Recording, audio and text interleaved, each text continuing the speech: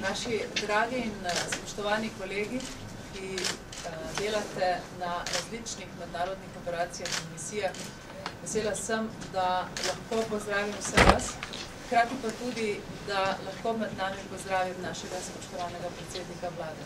To je trenutek, ko se ob vstopanju v naše najpomembnejše praznike, če tako lahko rečemo, torej praznovanje novega leta in pa tudi praznovanje Božiča, spominjamo tudi nekega izjemno pomembnega dogodka iz naše slovenske domovine, zaradi katere ste tudi vi na misijah in pa gre za dogodek, ki se ga spominjamo vsi z velikim veseljem kot sestavino našega domoljubnega prispevka. Namreč govorimo o vstopu v 20.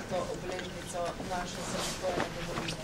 Vi ste po 20 letih predstavniki ne samo te naše samostojne domovine, ampak ste tudi predstavniki naše zgodovine, našega domoljubja in ste sestavina našega prispevka k mednarodnemu miru in varnosti. Veselimo se, da se danes lahko slišimo. Vesela sem, da sem pred nedavnim nekatere med vami videla in srečala osebno. Veselim se, da bom v prihodnjih dnevih videla tudi druge med vami.